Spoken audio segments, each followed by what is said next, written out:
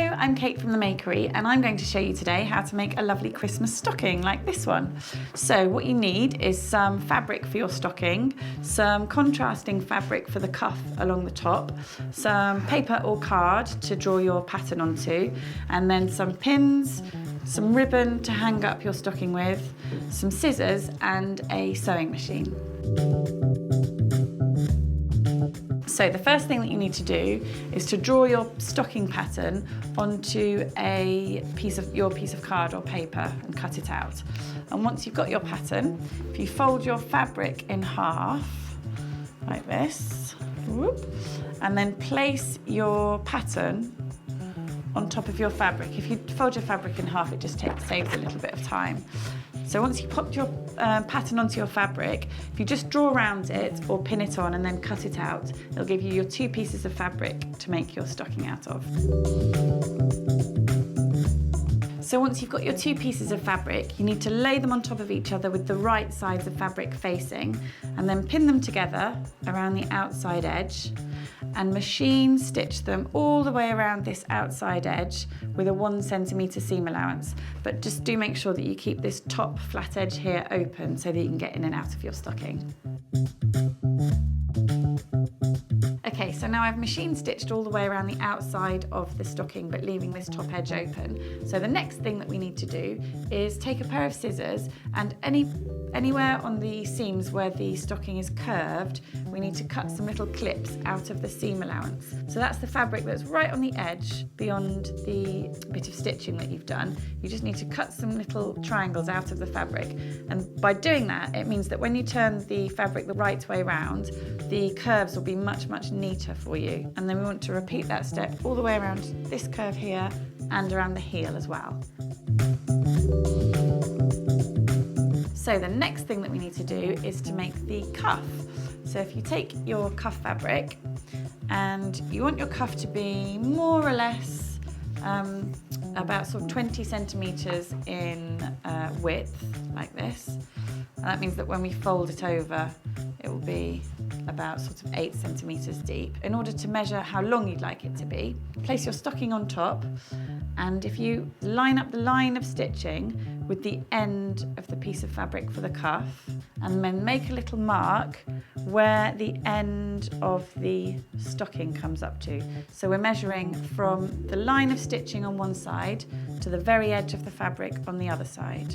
And you can take your stocking off. And if we fold the fabric in half at that point, like so, that will give us the length that we need to cut our piece of fabric for the cuff. So I'll just quickly recap on that point. So if I lay it down now, so now our cuff piece of fabric is folded in half lengthways. And if I lay my stocking piece on top, it measures from the edge of the fabric on one piece, on one edge, to the line of stitching on the other edge. So, then what we want to do is open out our cuff piece and fold it in half this way, so you have a nice long tube of material, like so, and then fold it in half this way. So you've got 4 layers of fabric.